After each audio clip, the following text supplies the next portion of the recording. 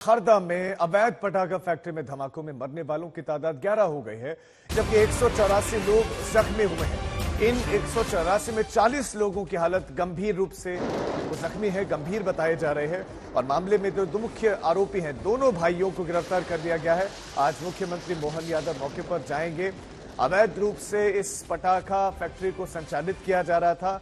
हैरत की बात यह है कि पीएम आवास योजना के तहत बनाए गए मकान भी बिल्कुल नजदीक बने हुए थे, फैक्ट्री भी संचालित हो रही थी, आसपास रिहायश थी, उसके बाद भी किसी तरह का कोई एक्शन नहीं हुआ और कई घर इन धमाकों की चपेट में आ गए। 4-4 लाख की मदद का ऐलान किया गया है मृतकों के परिवार वालों को राज्य सरकार की तरफ से। 11 लोगों की जिंदगी चली गई, 184 अभी घायल है और राहत बचाव का काम अभी भी जारी है। धमाकों में कई घर जलकर खाक हो गए, लोगों को बचने का समय नहीं मिला, किसी के शरीर के चिथड़े उड़ गए। मामले में जो मुख्य आरोपी हैं, दोनों भाई गिरफ्तार कर लिए गए हैं और उनसे पूछताछ अब इस विषय में की जा रही है। लेकिन सवाल प्रशासन पर भी उठता है कि उन्हें कैसे इस बात की जानकारी नहीं थी कि इतनी बड़ी पटाखा फैक्ट्री वहां संचालित हो रही है। कुछ तस्वीरें आपको दिखा रहे हैं और यह भी बताया जा रहा है कि सिर्फ फैक्ट्री के भीतर ही नहीं बल्कि आसपास के मकानों में भी वो बारूद रखा गया था, जिसमें विस्फोट हुआ और एक के बाद एक कई घर उसकी चपेट में आते चले गए और पूरा इलाका इस समय राख में तब्दील है। हर तरफ राख बिछी हुई है और एसडीआरएफ, एनडीआरएफ की टीमें वहां पर।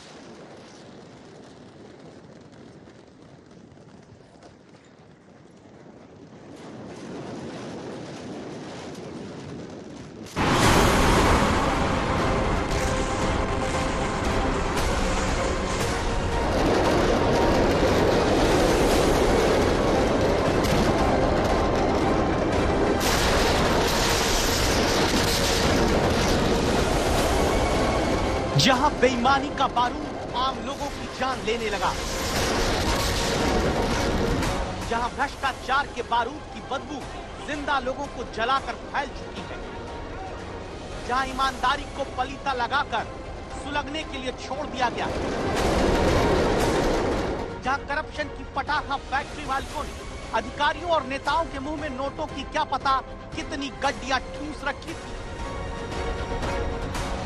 आप इस वक्त मौत की उसी पटाखा फैक्ट्री में होता धमाका देख रहे हैं, जहां लाशें आम लोगों की बिछा दी गई।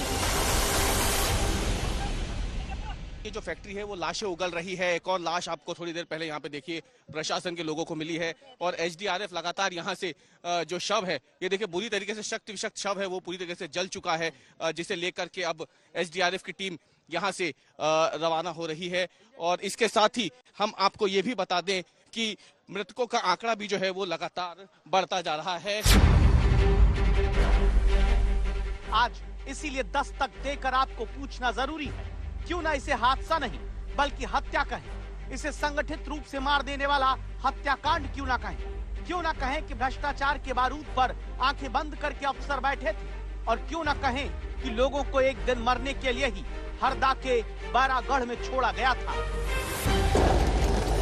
मंगलवार सुबह 11 बजे का वक्त भोपाल से 150 किलोमीटर दूर हरदा अवैध पटाखा फैक्ट्री में धमाके शुरू होते हैं।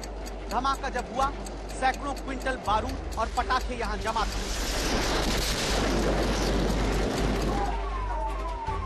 थोड़ी देर में मौत की चीखें उठनी शुरू हुई। फैक्ट्री के भीतर से लेकर आसपास के घरों तक में लोग बारूद से लिपटे हुए आग के शोलों के बीच भागते दिखने लगे।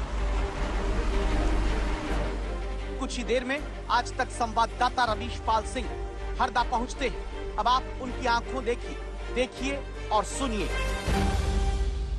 ये धमाका भले ही हरदा में हुआ था, बैरागढ़ इलाके में, लेकिन इसकी गूंज जो है वो पूरे देश में सुनाई दी है। आज तक जिस जगह पे मौजूद है, आपको बताएं, वहां पे अभी भी प्रशासन जो है वो इस आग को बुझाने की कोशिश कर रहा है, लेकिन देखिए अभी भी छिटपुट धमाके जो हैं वो इस मलबे में हो रहे हैं।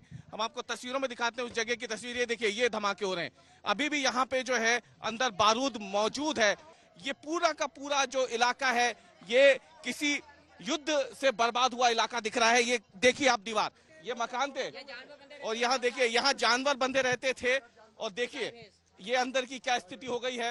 हम आपको तस्वीरों में दिखाते हैं। ये देखिए आप, जैसे ऐसा लग रहा हो कि किसी ने यहाँ पे मिसाइल या रॉकेट दाग दी हो। ये लोग जो सारे काम करते हैं ये बारूद से सने हुए सब रोड पर भागे हैं और बहुत सारे लोग मर चुके हैं। हरदा में धमाके वाली जगह पर प्रशासन के सामने सबसे बड़ी चुनौती है दरअसल जो धमाके अभी भी हो रहे हैं उसे रोकना। और आप देखिए कि अभी भी फायर ब्रिगेड की जो गाड़ियां हैं वो यहाँ पे मौजूद हैं और ये जो छोटे छोटे धमाके हो रहे हैं क्योंकि अंदर बारूद है, कितना बारूद है ये अभी जानकारी नहीं है। लेकिन अगर आप देखें सामने तस्वीरों में देखिए रुक रुक के लगातार धमाके हो रहे हैं और इसीलिए प्रशासन अब इन पे लगातार पानी की बौछार कर इस धमाके को रोकने की कोशिश कर रहा है।